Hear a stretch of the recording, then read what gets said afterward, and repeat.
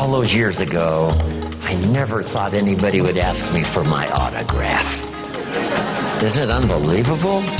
Just incredible. So, I stayed till midnight and signed my name, right? Because I never dreamed it was going to happen, but sure enough it did. Autographs and Girl Scout cookies. I mean, I'm in the market. I really appreciate it. Everybody doing okay? Say, I'm okay. Does anybody have 5 pages of notes already? Okay, I'm sure you're filling up your book. I appreciate that. Okay, we've got a couple of more subjects now to get through, and we got just about 55 minutes to do it. So let's get started. First, let's talk about my version of financial independence. You've heard from Brian. You've heard, some excellent advice. Dennis, these guys are long time experienced, and I'm sure you've got good notes on their presentation. This little bit I, designed long time ago. It's still valid today. Here's one of the major goals to go for: financial independence.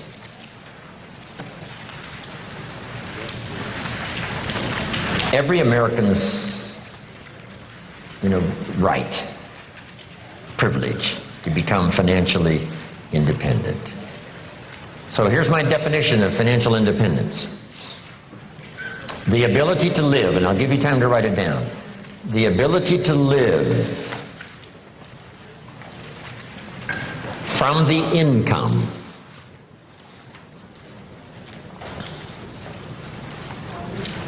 of your personally invested resources.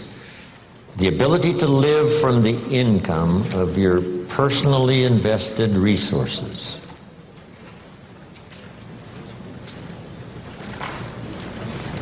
That's the simple definition.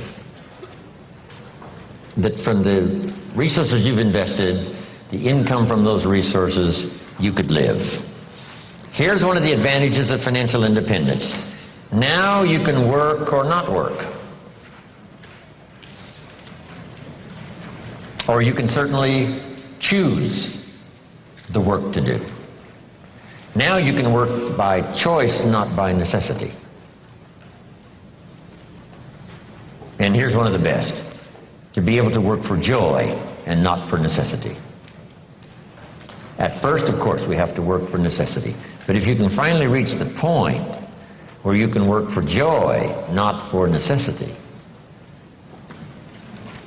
That happened for me all those years ago. My father kept talking about financial independence, debt-free, no one having a claim on your assets, finally being able to live from the income of your invested resources. I remember the joyful day when that finally arrived. So what I've done now, most of my life, I've had the unique privilege of working for joy, not for necessity. Not that the joy doesn't bring you more income. Not that working for joy doesn't make you another fortune. It certainly has for me, right? Another fortune and another fortune and another fortune. But not because I had to, but because I wanted to. I work now for joy and not for necessity. Key phrase to understand, we should teach this to our children: economics is major. Everyone has to major in economics. Number one, for personal survival. To produce enough to take care of yourself. The first, economics. The next good phrase on economics: it's not what you earn, it's what you do with what you earn that makes the great difference in your financial future.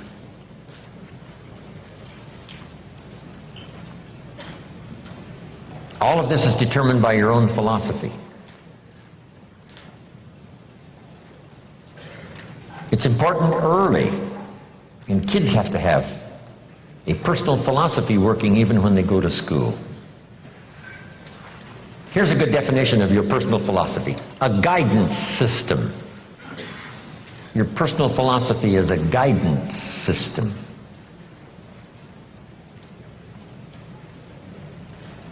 And it does simply two things: helps you to see the opportunities, take advantage of those; helps you to see the dangers, minimize those. And as we learn and grow, we learn hopefully early to spot the dangers so they don't overcome us.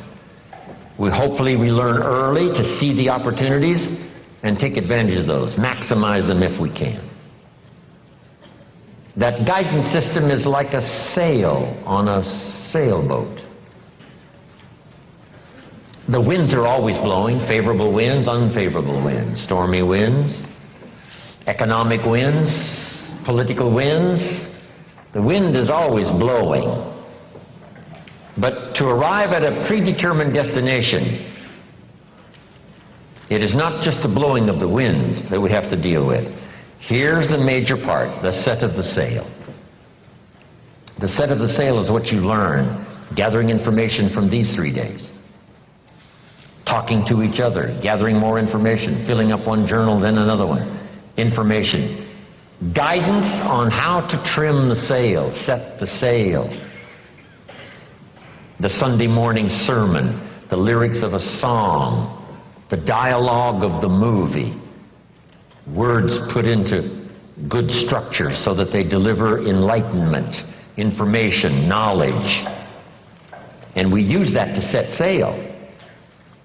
And it isn't that you set sail once and then that's it and it's over. It is a continual setting of sail every day, every month, every year. Setting sail economically, trimming the sail. For your good health, you just have to set sail toward the destination you wish to reach, having good health. Then it's easy to neglect. Then it's easy to slide. Here's one of the better phrases. Everything by longevity tends to get off course. Everything by longevity tends to get off course.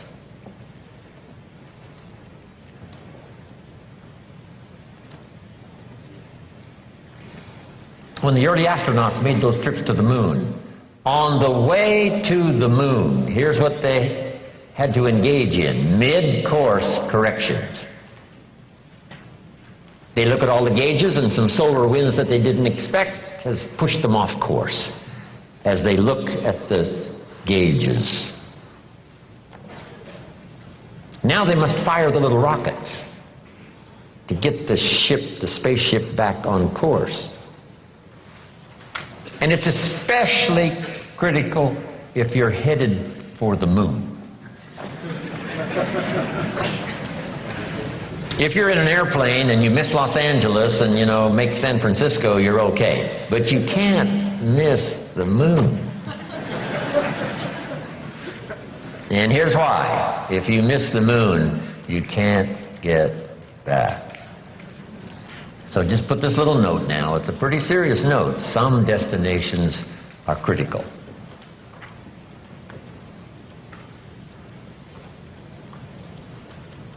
Speaking of going to the moon, we just celebrated that, right? Neil Armstrong and the others. I met Neil Armstrong one time, a little talk he gave. Neil Armstrong, here's what he said in his little talk. Going to the moon was just a matter of solving a couple of problems. I thought, that's a simple way to put it.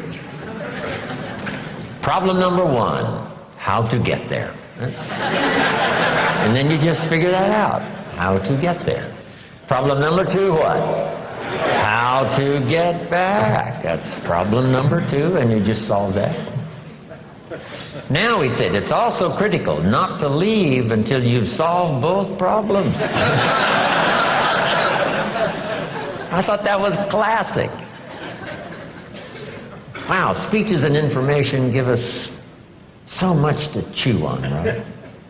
Because you know what I did? Some of my enterprises, I figured out how to get in. I didn't figure out how to get out. And some cost me more than I wanted to pay. Just because I, too quickly figured how to get in, did not figure how to get out. Whether it's a lecture like we've engaged in here, hours and hours and hours, or whether it's a simple sermon, one of the most classic sermons I ever heard originated not far from here in the Crystal Cathedral. I used to do little speeches for the positive thinkers breakfast meetings at the Crystal Cathedral, before it was the Crystal Cathedral. Little sessions they had in the morning, right, where you could attend and hear some speakers. I used to do some of those speeches, I don't know, 35 years ago, a long time ago. Possibility Thinkers Breakfast is what it was. His son, Schuler Jr., was giving a classic sermon one morning, and I was privileged to hear it. Here was the notes on his sermon. It's very brief, so I'll give it to you. So jot this down. These are great notes. Here was his sermon. Number one, if you think it's impossible, it isn't. That's number one. If you think it's impossible, it isn't. Here was point number two. If you think you know everything, you don't. Wow, that's good. Point number three. If you think you're alone, you're not. Isn't that a classic? That's a classic sermon. If you think it's impossible, it isn't. If you think you know everything, you don't. And if you think you're alone, you're not. Now, here was one of the spectacular stories in this little sermon. He told the story of Rich DeVos, who started the big Amway Corporation. Rich DeVos is in bad shape. Rich needs a heart transplant. And if he doesn't get it, he's not going to last very long. Now, fast forward. Rich DeVos finally gets his heart transplant. And what was spectacular about the story was, after his heart transplant, he has dinner with the lady who gave him her heart.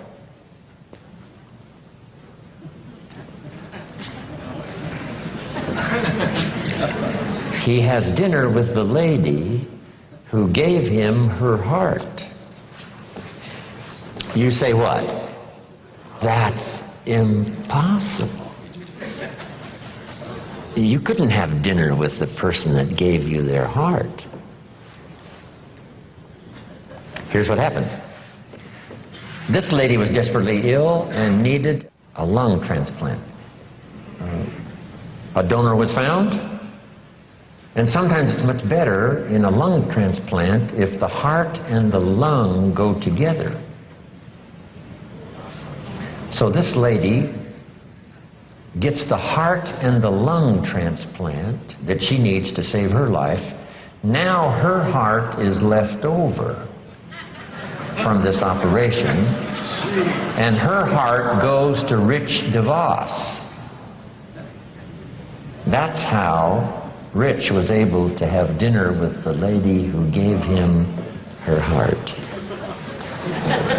Isn't that a fantastic story? I love those simple little stories. 1, 2, 3. A couple of illustrations. Wow. Just dramatic, dynamic. Anyway, where was I before I got off on these stories here? Your philosophy.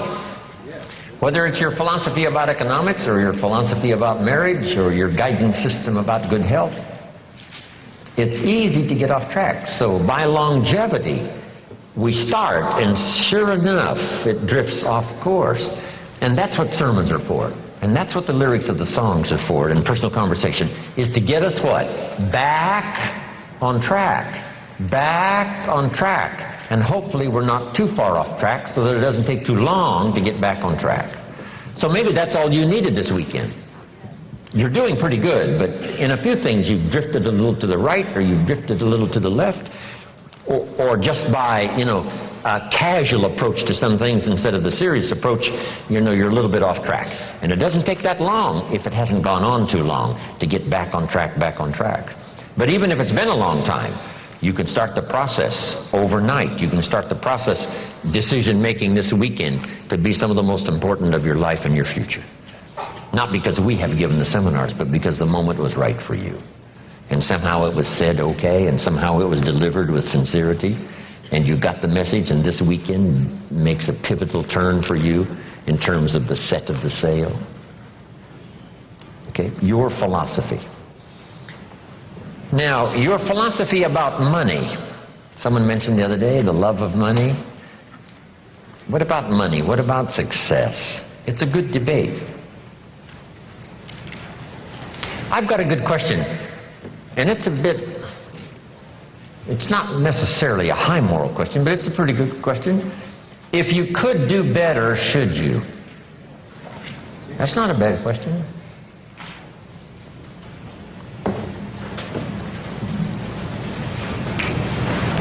Now, all of us have personal choice, but this is a good question, and a lot of my stuff is up for debate. You know, I don't even claim to be right. If you take all these notes and throw them away and go listen to somebody else, I'll be just as happy. Because, you know, it doesn't matter. As long as you finally, right, get the ideas that make a difference for you and add to the wealth and the structure of your own life systems. That's what's important. Not that I deliver the message, that's all important.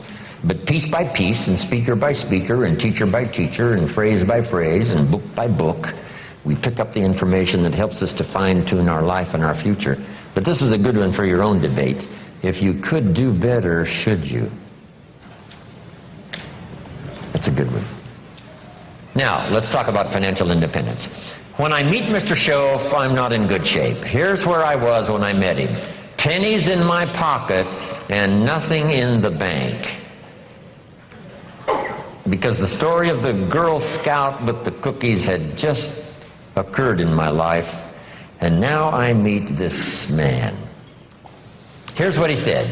Now to get started in a whole new direction, here's what you need to do. You need to develop a financial statement. So just make a little note on your notes there.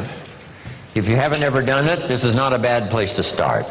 A financial statement. And a financial statement is very simple. It's a piece of paper with a line down the middle. On this side is the value of all your assets, and over here is all of your liabilities. Here's what you've got in terms of worth, and here's what you owe. And then when you add up all of the value of your assets and you add up all that you owe, called liabilities, we come up with what we call now, finally, when you subtract one from the other, your current net worth. Now, this is not your net worth as a father. This is not your net worth as a parent. This is not your net worth as a friend. There's all kinds of worth and value. But if you really want your economics to go better, here's a good place to start. Key phrase, take a picture of where you are. And here's what it's called, the truth. Now, you don't have to publish this in some local newspaper, right? This is all private stuff. But you have to say, you know, finally, there's no use kidding myself. I got to take a picture of where I am. I got to know how good it is, or I got to know what? I got to know how bad it is. I got to know how much I'm on the upside, or how deep a hole am I really in. So this is what I started. It was a simple little program of coming up with my current net worth. My liabilities, that was easy. I owed my parents, I owed. I made the third borrowing on my car, and he was threatening to come and get it, drag it down the road, rear end up in front of my neighbors. So I had plenty of liabilities. On the asset side, I put my furniture even. I put everything I could think of. My shoes. I mean, wouldn't the Salvation Army give me $2 for my shoes? I mean, I am scrambling. And when I did this exercise, guess what it did? It really soberly gave me a current picture of where I was. And guess what? I was unhappy. But here's what's important about the truth. It sets you free. Number one, free to correct old errors in judgment. That's what the truth is for. To correct old errors. After 6 years, I started working when I was 19. And when I took a picture of where I was, it was not a very happy experience. So now, where do we go from here? In putting together a financial statement realizing exactly where we are, no nonsense, this is the real deal. We don't have to share it with anybody, but we do need to know the truth for ourselves. Now here's what we need. Number one, perhaps a new philosophy. Let me give you sort of the simple philosophy of the rich and the poor. Here's the philosophy usually of the rich and the poor. Poor people spend their money and invest what's left. Brian talked a little bit about that, and there's usually what? Not much left. Here's usually the philosophy of the rich. The rich invest their money and spend what's left. It's just a little turn of semantics. But the little turn of semantics is like the turn of the set of the sail that takes you in a whole different direction. To wind up at a good place in 1 year, or a place, of average, mundane, where you don't really want to be. Just that little simple shift of philosophy. So here's the key. Think like the rich. Invest your money first, then spend what's left. Don't spend your money and invest what's left. Now the whole key is lifestyle, and Brian touched a little bit on that. When I gave this little class one time at a school class, the teacher said, you must not, promise people that with a little bit of investment every month that they can, make their fortune, because people nowadays are overloaded. They're spending everything they make. Their standard of living is right up there. And I said, well, this is where it all begins. I said, could we think of someone, and this was a long time ago, of course, that makes $2,000 a month? She said, yes, no problem. We can probably find someone that makes $2,000 a month. What would this couple, this family tell you it takes to pay all the bills and just keep their head above water? And she said, well, $2,000. I said, could we possibly find somebody not far from here that makes $2,500 a month? Right? Maybe even both working combined. $2,500 a month, $500 a month more. What would this family say it probably takes to pay all the bills and keep your head above water? What would they say? Right? $2,500. So I said to her, what happened to this $500? How did it disappear? Wisely invested over some reasonable period of time, the return is unbelievable. And she said, I never thought about that. So jot this down. The money is always there, either to spend or invest. The difference in what you do with it is based on philosophy, not economy. It isn't the state of America's economy that makes the difference. It's the difference in your philosophy.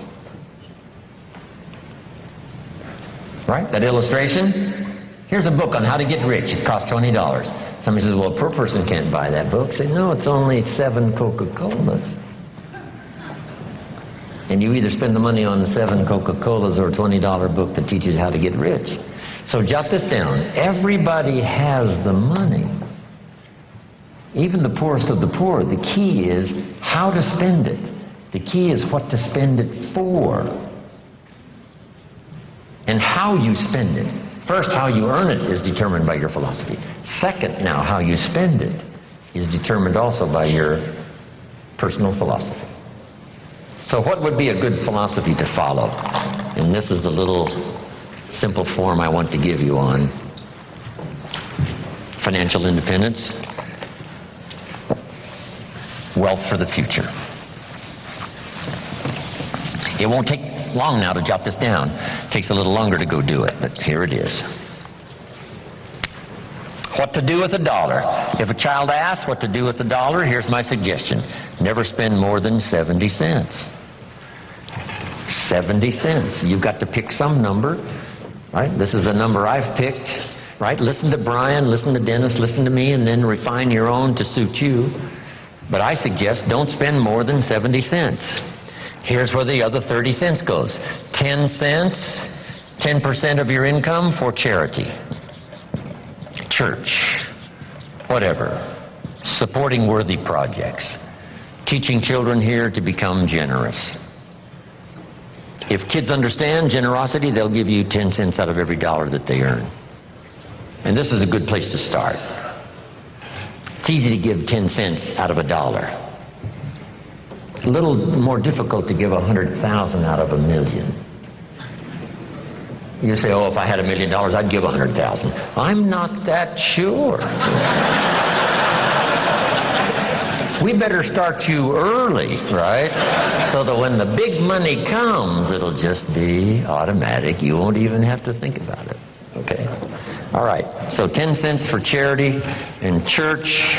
Here's the next 10 cents. Active capital. Try to make a profit. It's called buy and sell. I learned to do this starting at age 25. It's how I made my first fortune. Buying and selling. Like the little boy who buys a bottle of soap for $2 and sells it for $3. Active capital means you try to make the profit. Buy a piece of property and improve it and sell it. Active capital. Keep saving up this active capital until you've got some to work with to buy and sell. Make a profit. Now the third 10 cents is passive capital, which means let somebody else use this 10%. You put this to work and see if you can't make a profit. This is to let someone else use it. You are the passive partner in providing the money. They are the active partner in seeing if they can make a profit and pay you dividends and stock increase and whatever. Interest. And that little formula is a good place to start. Now, you might not really be able to start there. I call this the ideal. Maybe by the time you've heard this, you're in such bad financial shape that you have to go here, 97, 1, 1, and 1. That right now you're in a trap. You're caught. And it's going to take you a while to get out. So right now you got to spend 97% of your income, right, for your living and lifestyle because, you know, you're caught. You're obligated. You know, there's no way out. And then the rest of these now are just 1, 1, and 1. The key is to start with something. Now, Mr. Schoaf gave me a comment. It has served me all these years. Here's the comment. It's not the amount that counts. It's the plan that counts.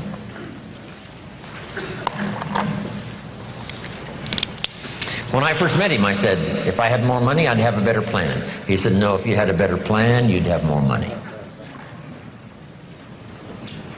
So if you have to, you start with 97, 1, 1, and 1. Then what do? Now comes the project right away of trying to get this 97 figure to go down and these other 3 numbers to start going up. This now becomes an exciting game to play. In another seminar, I talk about measuring progress. This is one of the great motivating factors in the world, is to start something and make progress. Start something and make progress. So Jim Rohn told us the ideal was 70, 10, 10, and 10. But I can't start there. I've got to start with 97, 1, 1, and 1. And here's what you've got to understand. This is okay. I mean, if this is where you have to start, that's where you have to start. Then you start driving this number down and start driving these numbers up. And it's a whole game to play till finally you can arrive at this pretty good ideal way what to do with the money you earn from a paycheck or from dividends or from whatever sources. 70, 10, 10, 10. I mentioned the name Sarah Alfaro in Mexico. I taught her this, and she's been teaching it to the people she's responsible for over all the last 10 years. And some of them now are doing extremely well, making big money, and they've got houses and cars and, you know, all kinds of stuff. 70, 10, 10, and 10.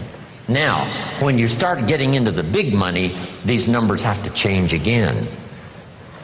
I probably don't spend more than 10% of my income.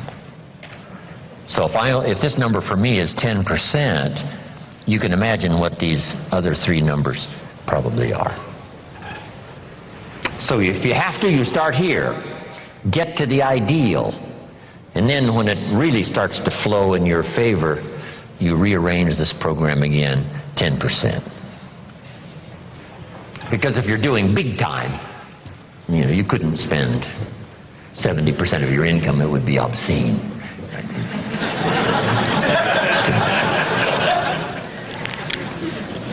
So, just a little formula to follow. Now here's the wrap-up, and I've got to get to a few points on leadership before we finish.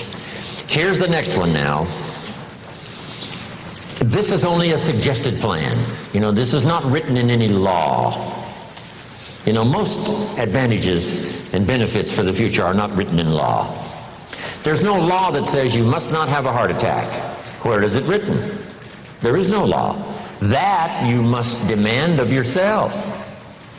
There is no demand that you have a good financial plan that'll safely take care of your family for the future. There is no law. You could be careless and lose it all and finally have to be supported by the state. So there is no law that you must be responsible and have a good financial plan. You must demand it of yourself. So I'm asking you to make that note. It's what we demand of ourselves that counts.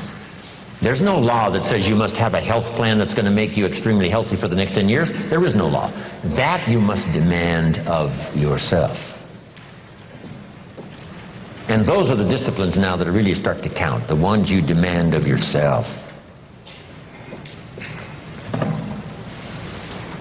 So, next, keep strict accounts.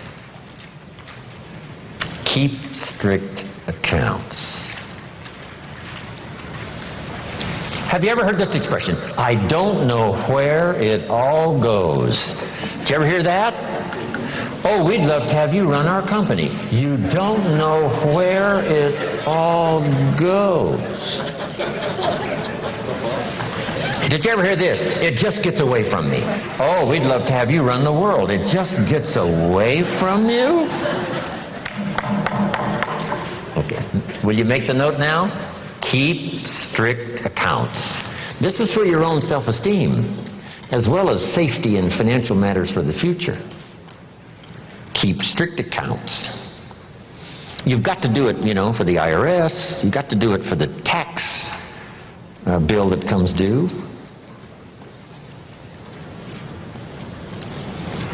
Then there's one more. Be happy to pay your taxes. And this is an assignment that's one of the toughest. I'm trying to finish this book I've been working on for so long. Hopefully I'll get it done one of these days. And the title is, Of Course Kids Should Pay Taxes. And it's a little book on really everybody should pay taxes. And then you need to know why. In California, if a 10-year-old walks into 7-Eleven and buys something that costs $1, the proprietor asks the child for 8 more pennies. Does the child have a right to know how come we're asking him for 8 more pennies? And the answer is yes. The kid says, I'm only 10 years old. And the proprietor says, congratulations, you're my youngest taxpayer. Now the kid wants to know, who gets these 8 pennies? Where does it go? And here's what the proprietor, if he's wise, says. Well, if you want to ride your bicycle on the sidewalk instead of in the mud, you have to pay the 8 pennies. Everybody pays the 8 pennies on every dollar, so that we have streets and we have a sidewalk. So you don't have to ride your bicycle in the dirt and the mud, you got the sidewalk. And now the child understands, okay, here's my 8 pennies. So jot this down now. Everybody has to pay.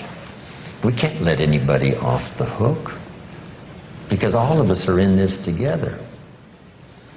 And you can't build your own section of the street out in front of your home. What kind of equipment would you need to build your own piece of the street out in front of your house? No, you can't do that.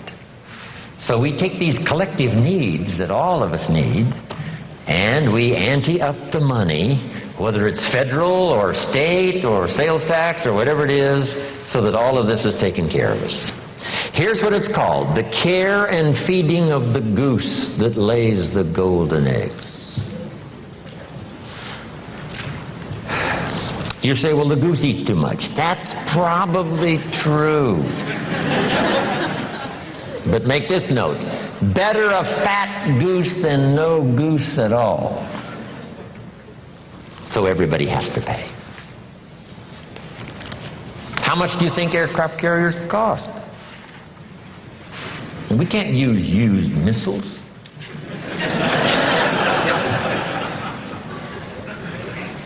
Here's where else the money goes. So you'll be safe in your bed at night while the policeman walks the beat. While we sleep, the Air Force doesn't sleep. While we sleep, the Army doesn't sleep. While we sleep, the policeman walks the beat and checks the doors. That's where the money goes. Once you have a vision of where the money goes, yes, for some things it costs too much.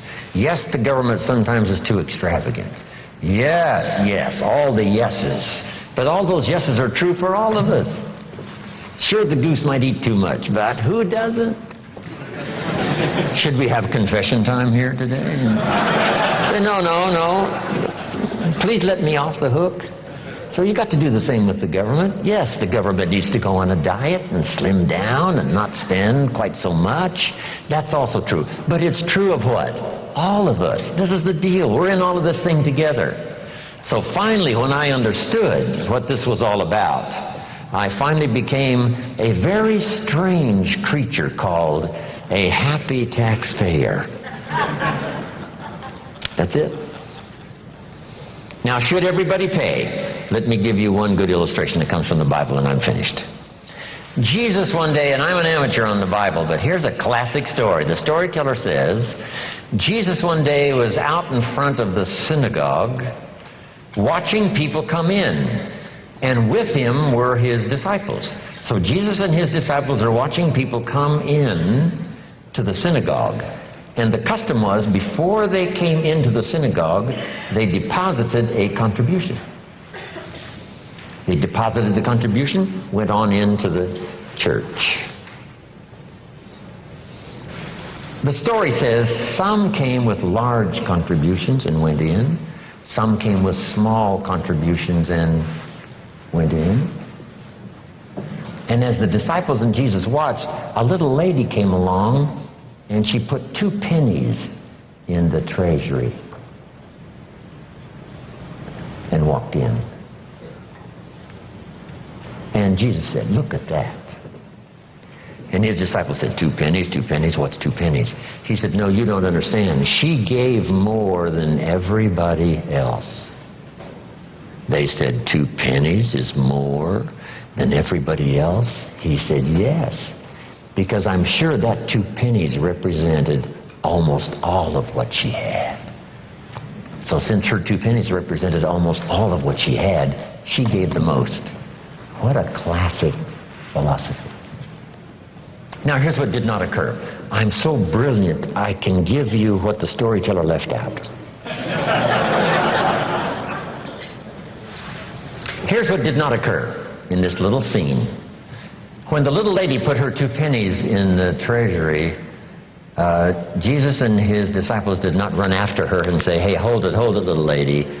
Hold it, little lady.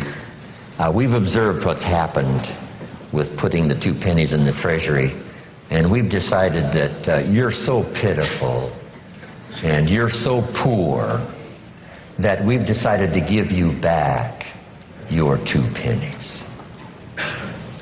I'm here to tell you that did not occur. So make this note from this little story. Jesus left her 2 pennies in the treasury, even though it was most of what she had. Wow. That's such a classic lesson in philosophy. That's such a classic lesson in what all of us are involved in making contributions. Shouldn't everybody wish to pay? The government has decided to leave some people that they consider poor and pitiful off the tax rolls. See, that's unthinkable. Shouldn't they, even if they only paid $1, so that they can be able to say what? I pay. I make my contribution. No matter how poor I am, if all I've got's pennies, I give some as contribution. Whether it's taxes or whether it's benevolence or whatever it is. Okay, isn't that a great story? It's a good story. Okay, now to finish up, in the next 20 minutes, let's talk about leadership.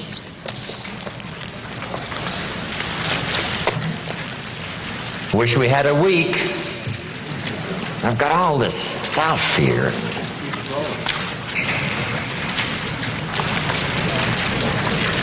Anyway, Perhaps we'll do this again.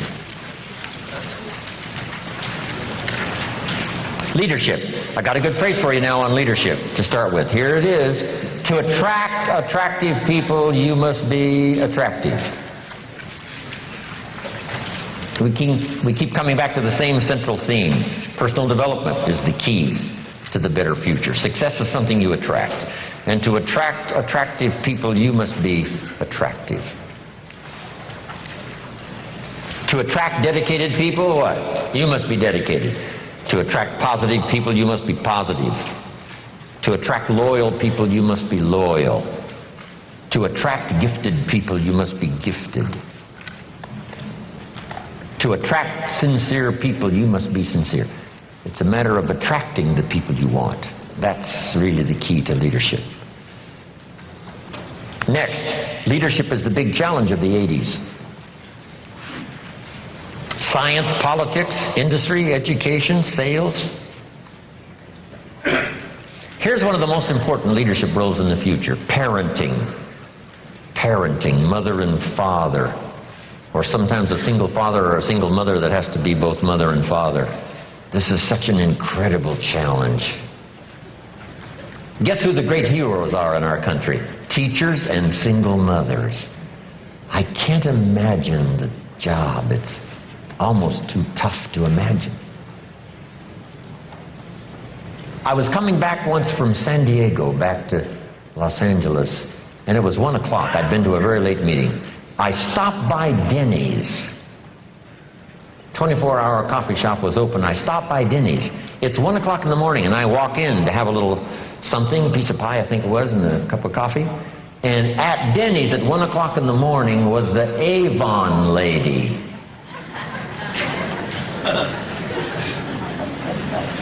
And she had a couple of waitresses around her, and she was showing the Avon products. 1 o'clock in the morning. When I finished my pie and coffee, I engaged her in conversation. I said, I have never seen an Avon lady at Denny's at 1 o'clock in the morning. She says, well, this is the best time. When the waitresses aren't so busy, and one at a time or two at a time, they can come and sit at my table, look at what I've got, and make purchases. I says, why do you do this? And she said, I'm a single mother with 2 children. Don't have to say any more, right? 1 o'clock in the morning at Denny's. This is called commitment of the best kind, right? Wow, these are the heroes. People that have such extraordinary circumstances to have to deal with, and they do it. They have such responsibility, and they do it. Right? They're stacked high with, difficulties, and they do it. They do it. Especially mothers. So the challenge is parenting, leadership in parenting. Here's the next challenge in leadership. To step above mediocrity, where you can not only help yourself, but help someone else.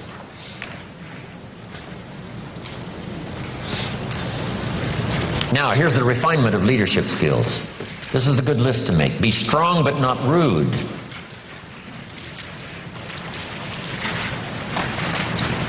Be kind, but not weak. Strength we need, rudeness we don't need. Kindness we need, but not weakness. Some people mistake weakness for kindness. But don't do that for yourself.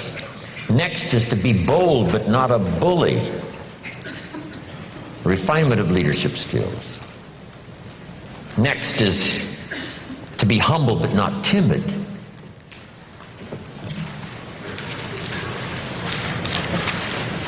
Humility we need. Timidity you must overcome.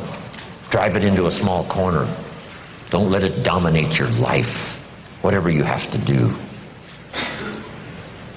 Next is to be thoughtful but not lazy.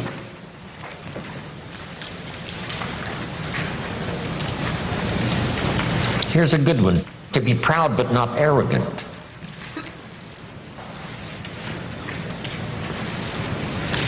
Pride we need, arrogance we don't need. Family pride, personal pride, community pride, school pride, team pride. We do need pride, but not arrogance. Next is humor without folly. This is part of sophistication everybody needs to work for. Humor without folly. Witty but not silly.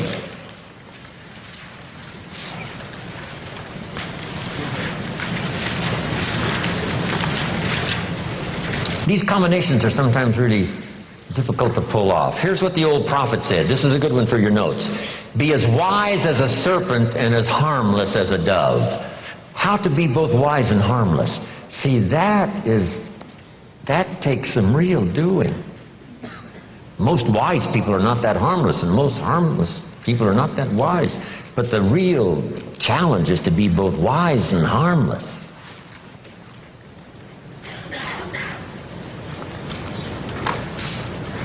One of the writers of the New Testament said, I've learned to be both ambitious and content.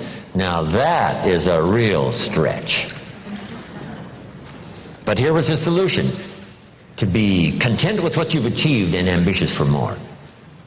Right? To engage in contentment with what you... If you're always discontented with what you've achieved or what you have, see that is the wrong malady.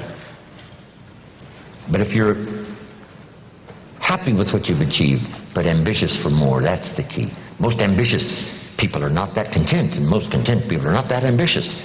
But he said, here's what to strive for, to be both ambitious and content, to be both wise and harmless. Next, in leadership. Here's the major studies for leadership as you continue your journey. Number one, the study of possibilities. Play the what-if game. What if I had the resources to make the investment so my family would be secure and I had reached financial independence? What if? If you engage in the what-if game for the future, what if I took these extra classes? What if I developed these extra skills? What if I really disciplined myself to do more than I've ever done before? What could possibly be the outcome? Engage in that what-if game. What if I found the right people over the next 6 months? What could I possibly accomplish that I haven't accomplished so far? This is good, the what-if game. When I found an unusual financial opportunity, the first night I played the what-if game. By 3 in the morning, I'd made about $3 million. On paper. On paper. But jot this down, that's where it starts. What if I had 2? What if I had 5? What if I had 5 and they each had 5 and we all worked together for this common cause? What could we accomplish? Wow, just play the what-if game.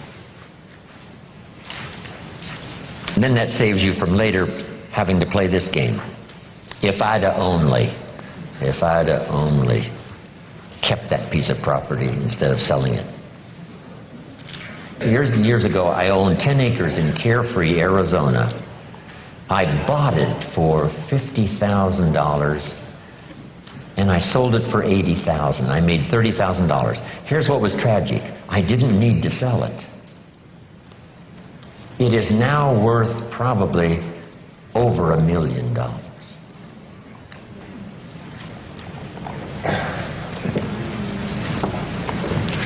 So now I say, if I'd what? If I'd only.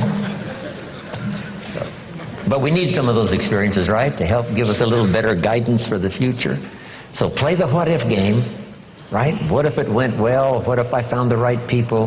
What if I had the health and the ability to do extraordinary things? I wonder what all I could do. Play that game. The study of possibility. Here's the next one, the study of opportunity. And you must learn to study opportunity because it comes in subtle forms. I got interested in building organization and recruiting people because I found out people could make you rich and wealthy. Here's one of the greatest economic mistakes anyone can make, especially living in America, not understanding that people can make you rich. When I found the opportunity to do that, it helped me make my first fortune. Recognizing opportunity so that it doesn't come and go.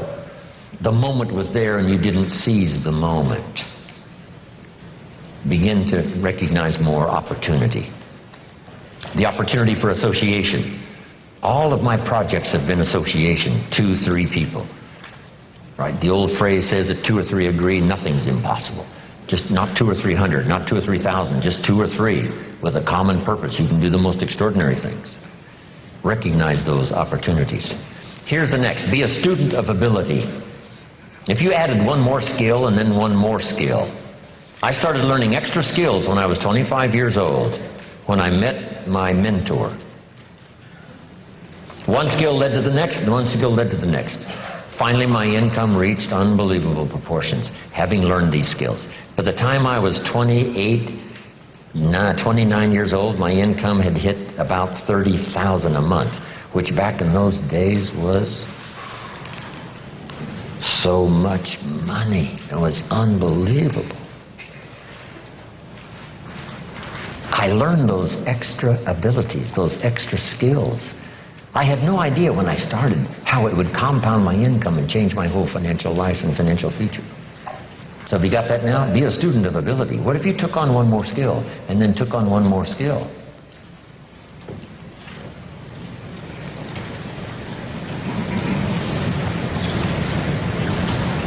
Next, be a student of inevitability, which is called consequences that you don't want to suffer. If you have a poor diet, it doesn't take that long for the early signs to appear. And if you keep it up, it doesn't take long for the serious signs to appear. The consequences are too deadly. We must be students of inevitability. Yes, inevitability on the positive side, but most of us, can do that. But we must also study inevitability on the negative side. Consequences. If you're in a little boat on the River Niagara, on a little boat with no motor and no oars, and you're 100 feet from the falls, it's called inevitable. It's over. Somebody should have painted you that scene way upstream so that you wouldn't find yourself in such an inevitable position. Right? It's over before you reach the falls in a little boat with no motor and no oars 100 feet away. Now here's the next one. Be a student of rationality. Be able to put everything through your own mind and your own thinking process. Challenge yourself to think constructively. Here's the next one. Challenge yourself to do some new thinking.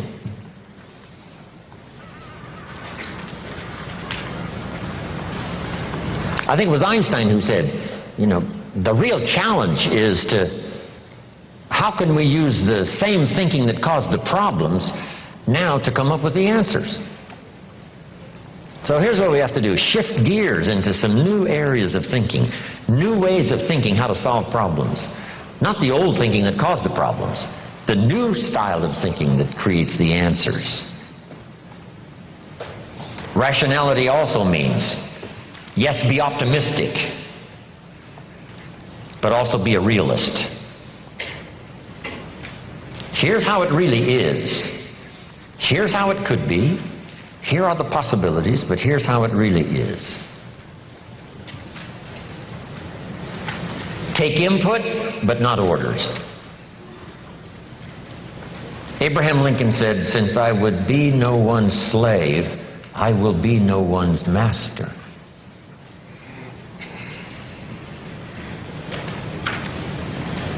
Be no one's slave. Take input, yes. Take advice, yes. Gather in information, yes. And then you decide.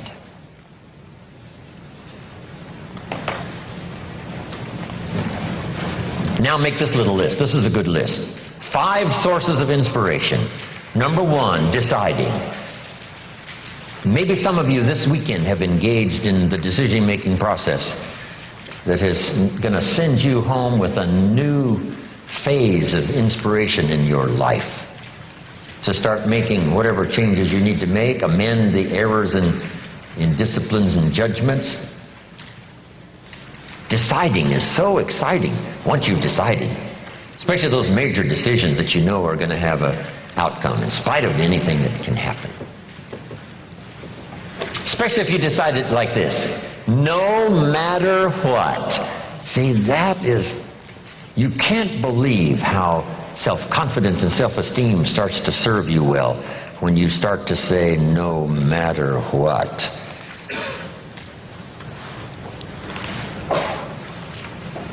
Here's the next source of inspiration: planning what you've decided. Just start laying it out. Here's my new health plan. I'm going to do this, this, this, and this, and this. Here's the new financial plan. I'm going to do this, this, and this, and this. My relationship is in a bit of disrepair. I've decided to do this, this, this, and this. Just decide and lay out some plans, because decision starts the inspiration process, and planning furthers the inspiration. Here's the next source of inspiration: beginning the plan, getting started.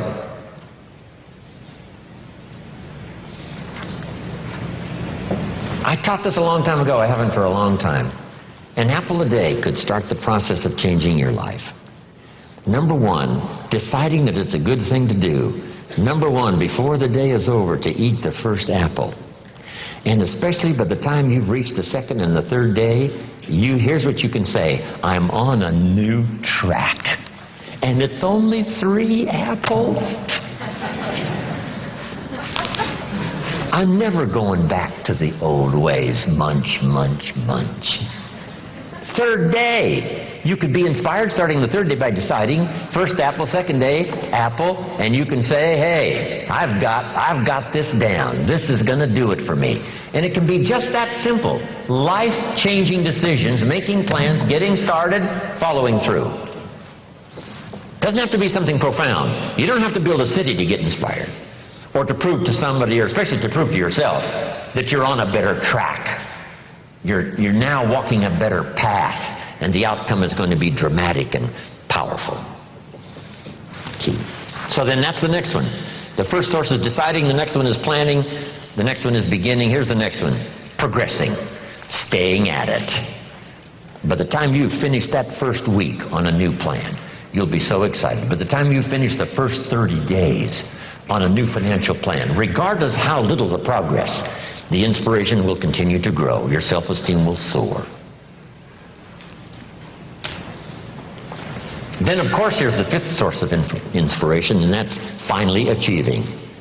Not achieving everything. We cannot do that. We can't achieve everything at once. But we can work on this project and achieve that. Work on the next project and achieve that. We set up this goal and we achieve that. We set up a production goal and we hit it.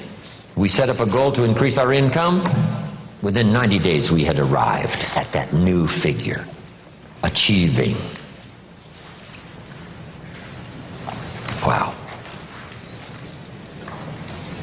Now, in your development as a leader, make these good notes.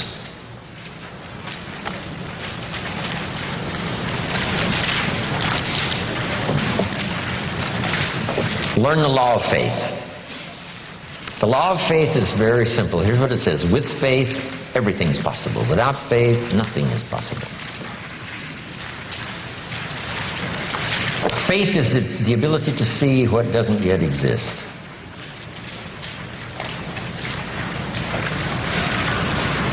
Faith is the ability to believe that it's possible. Faith is not like tangible, but it is so close to real, we call it a piece of the real. One writer called it evidence. One writer called it substance of something hoped for. Faith. Imagination mixed with faith. Now, as a leader, no telling what you can accomplish. As a father, no telling what you can build. When I built my first house for my family in Idaho all those years ago, I used to take friends of mine out to the vacant lot and show them through the house. Is that possible? Sure. Yes, of course. I used to say, here's the 3-car garage. And they would look and say, yeah, this will hold 3 cars. The house that wasn't there, I described it so well they could see it. I could see it. Isn't that what the artist does, that puts together the artist's rendering and says, this is the house that isn't there? Say, no, the house isn't there. Say, no, yes, this is the house. So I'd take, my friends on a little journey through the house. This is the fireplace. It's got bricks on one side and it's got white stone on the other side. They would say, wow, what a fireplace. And I'd take them through the bedrooms, the whole thing. Here's this kitchen with a view window. In the kitchen where you can see this incredible view. And they would look out the window. I described that house so well. One day, one of my friends bumped his elbow on the fireplace. I'm telling you. Here's what you must do as a leader, especially as a parent. You must be able to see the future. You must be able to design it. Yes, see it as it is. But here's the next step of faith. See it better than it is. If you see it better than it is now, that's the vision. That takes faith.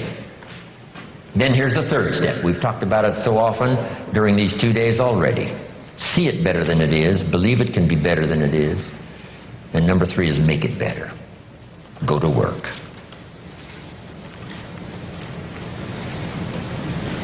And then a little bit of caution. Don't see it for more than it can become. Plenty is possible without being foolish. What did Brian say? He said, I want to be a millionaire by the end of the week. See, would you give us a little longer? Come on, that's not realistic. There's a thin line between faith and folly. And that's a good one not to cross. Plenty is possible without being foolish.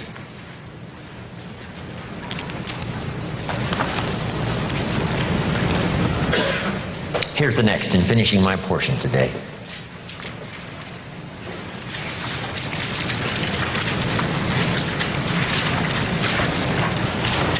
I did a little talk one time on what made me wealthy. And here's what I covered. We did a little bit of it on lifestyle. One was my heritage has made me wealthy. My parents, my children, my parents, my books I didn't write that I read. What makes me rich is my country that has so much to offer. If I don't take advantage of it, it's my fault. I get to settle some accounts in courts I didn't construct, send my children to schools I didn't build, all part of my heritage. I jump on an airplane I didn't construct, talk on a telephone I didn't invent. You could just go on and on with this list. The things we've been blessed with that were not the work of our hands, but were the work of many hands and geniuses that put it all together. That whole heritage list is so extraordinary. If you take the time to do it, you'll become so inspired by what you've got and what serves you so well that you didn't put together, somebody else did. Somebody else paid the ultimate price. For our freedom in America, many paid the ultimate price, World War II especially. 50 million people lost their lives World War II fighting for freedom, trying to stop the Hitler Nazi machine and then communism. Wow, and here we are. It's all handed to us, and the lights are on, and the place is ready, and the seats are here, and the tables are here, and the speaker has arrived. Wow, what gifts we have. Next, I said I'm wealthy because of my experiences. The places I've gone and the people I've met and what I've experienced has made me rich. We sometimes hear this expression, he has a wealth of experience. See, that's true.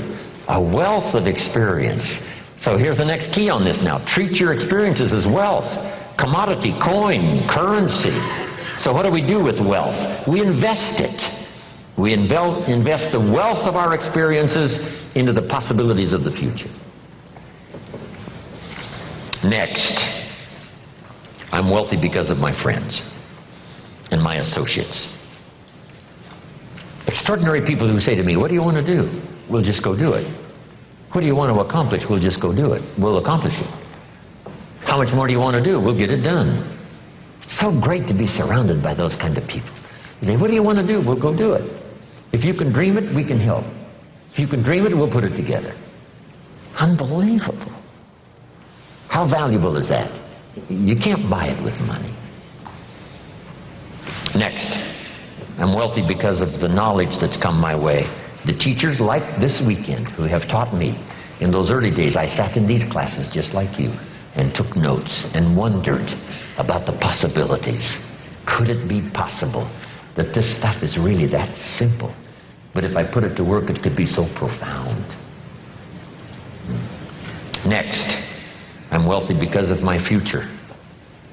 A chance to serve, a chance to travel, a chance to teach, a chance to inspire, a chance to tell one more person that the possibilities are limitless no matter what's happened in the past.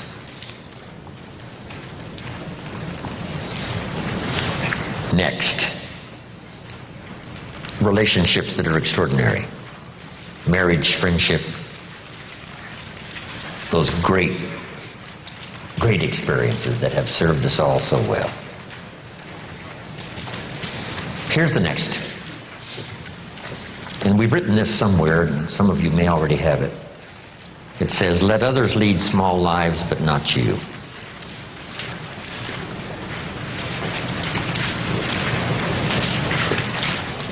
Let others, cry and whimper over small hurts, but not you. Then another one that really helped me. Helped them secure a fortune and fortunes after. Here it is. Learn to help people not just with their jobs, but with their lives. I learned early in my accelerated business career to teach life skills as well as business skills, work skills and job skills. Because guess what? We need both, work skills and life skills. Here's the last one. It's a promise from the Bible. Here's what it says. If you work on your gifts, they will make room for you. If you work on your gifts, they will make room for you. They'll make a place for you. You'll be invited to some extraordinary places if you keep working on your gifts. Make yourself valuable, make yourself attractive, make yourself unique. Become a person who has plenty to give and plenty to share, whether it's ideas or money or treasure or time. If you will work on that, you'll have places. Look where my gifts have brought me. From the farm country of Idaho to this magnificent place, to serve and share ideas, my experiences, hopefully that will make a difference. And last, when I'm gone, people always ask, what would you like said after you're gone? And I came up with something the other day. It was pretty simple. Here it is. Jim Rohn made a major contribution to someone. Jim Rohn made a major contribution to someone. And then another one, and another one, and another one. Wow. And that journey continues for me.